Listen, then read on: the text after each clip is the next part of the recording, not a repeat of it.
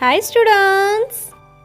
In English, today we are going to learn about the topic short sound of vowel letter O. The short sound of vowel letter O is A. A. A. Okay? Let's we learn some words using the short sound of vowel letter O. Okay? Using some word families. What's the first word family? Odd word family. The words are caught, hot, pot. Then the next one, og word family.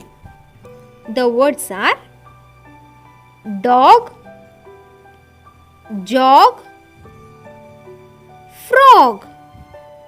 Then the next word family is op word family. Let's see some words. Mop, top, crop. Then the next one, odd word family. The words are rod, pod. And the next one, ox word family.